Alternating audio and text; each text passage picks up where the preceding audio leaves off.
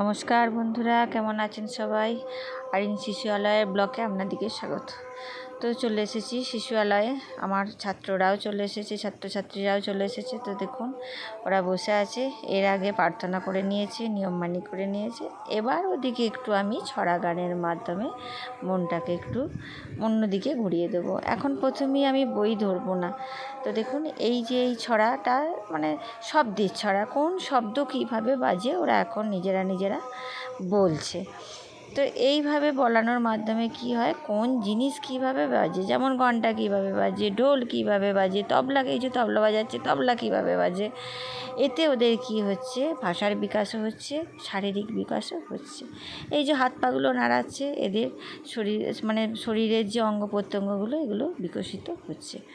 তো দেখুন এইভাবেই চালানো হয় শিশুআলয়ে কি হয়, শিশুআলয়টা হচ্ছে আমাদের প্রাক প্রাথমিক শিক্ষা। এদিকে একভাবে বইয়ের মধ্যে পড়ানো নয়, এদিকে কিছুক্ষণ ছড়া, কিছুক্ষণ অন্যান্য জিনিস দিয়ে এদিকে পড়ানোটা হয়। তো এই শিশুআলয় কি, এই যে চারটে কোণ রয়েছে ঘরের। তো কোনোটাতে পড়ার কোণ, ধাঁধার কোণ, আঁকার কোণ, খেলার কোণ। কারুর যখন একভাবে পড়তে না মন যাবে তখন তাকে সে চলে যায় খেলার কোণে, কেউ চলে যায় আঁকার কোণে। এইভাবে নিজেরা ওরা করে। তো এই ছোটো শিশুদিকে কি একভাবে তো আমি বই ধরে পড়াতে পারবো না। এত ছোটো শিশুদিকে কি একভাবে বই ধরে পড়ানো যায় বলুন? একভাবে বই ধরে পড়ালে কি ওদের ব্রেনে খুব চাপ পড়ে। ওদিকে নানান ছড়া গানের মাধ্যমে, নানান খেলার মাধ্যমে ওদিকে শেখাতে হয়। যেমন এই যে নিজেদের নামগুলো কীভাবে বলবে, নিজেদের নামগুলো বলবে তালি তুড়ি দিয়ে। তালিটা দেবে, তুড়িটা দেবে, নিজের নাম বলবে এবং অপরজনকে বলবে তার নামটা বলতে। এইভাবে নাম পরিচিতটাও হয়। তো হাতে তালি দিলে কি হয়, হাতে অঙ্গ প্রত্যঙ্গগুলোর বিকাশ হয়, তুড়ি দিলে সূক্ষ্মপেশির বিকাশ, আঙুলগুলোর বিকাশ হয়, নাম বলাও হচ্ছে, শরীরের প্রত্যেকটা অঙ্গ প্রত্যঙ্গ বিকশিত হচ্ছে। দেখুন আজকে এই যে তিয়াশা একদম কিচ্ছু বলতে চাইছে না। ওই যে সৌরভ বলতে বললো, বলবে না। আজকে মনে হয় মন যায়নি, মুড অফ আজকে। যাই হোক, এখন পরে আমি ঠিক ওকে বলিয়ে নেবো। বয়স তোর মাত্র 2 বছর। তো এখন পড়া জিনিসটা কি জানে না, তাও তবু 1.5 বছর বয়স থেকে এসে যে আমার কেন্দ্রে বসে থাকে, খুব ভালো অভ্যাস ওরও। এতটুকু প্রথম থেকে এসে কোনো দিন কান্দেনি। অন্যান্য বাচ্চারা যেমন এসে প্রথম থেকে খুব কান্নাকাটি করে, রাখতে পারি না, খুব কষ্ট হয় নিজেদেরও, কিন্তু কি করব বলুন, কিছু উপায় নেই, বুলিয়ে রাখতে হয়। অনেকক্ষণ হয়তো কখনো কোনো বাচ্চাকে সারাক্ষণ কোলে নিয়ে বসে থাকতে হয়, কিন্তু কি করব, কিচ্ছু করার নেই, এইভাবেই অভ্যাস করতে হয়। সব বাচ্চা তো আর সমান নয়। তবুও আমার এই শিশুআলয়ের মায়েদের খুব সহযোগিতা। তবুও দেখুন আমার এত ডেকোরেশন করা আছে যে প্রত্যেকটা বাচ্চা আকর্ষিত হয়।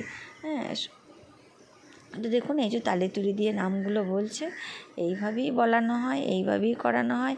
এরকমভাবে হয়তো করতে করতে ওদের মনটাকে আমি হয়তো একবার বই নিয়ে বসলাম, তখন ওরা কিন্তু খুব ভালোভাবে জিনিসটাকে নিল।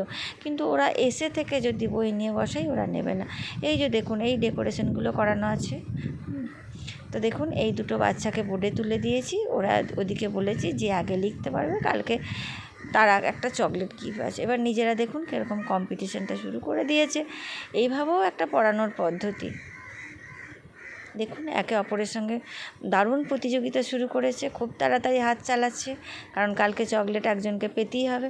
তবে কি আমি একজনকে দেবো, দুজনকেই, প্রত্যেক বাচ্চাকেই এনে দেবো চকলেট। তো দেখুন ওরা লিখছে, ওদের লেখাটা দেখুন। এই যে সৌম্যজিৎকে, একে তো এবার প্রাইমারিতে ভর্তি হতে হবে, তাই ওকে প্রাইমারির জন্য আমাকে একটু প্রস্তুতি করে দিতে হবে। তো দেখুন ওরা বোর্ডে লিখছে, দেখুন এরই কিন্তু খুব তাড়াতাড়ি হাতটা চালিয়েছে। হয়তো একটা ঘর হয়নি, কিন্তু যাই হোক। আর এই যে দেখুন এই ধারে রয়েছে, এগুলো হচ্ছে 3D খেলনা। এগুলো খুব বাচ্চাদের চোখের সামনে মধ্য থেকে করানো আছে, ফুল আছে, ফল আছে, কোন জিনিসটা কি, এইগুলোকেও ওরা বলে। এই খেলার মাধ্যমেই আমাদের শিশুআলয় চালানো হয়।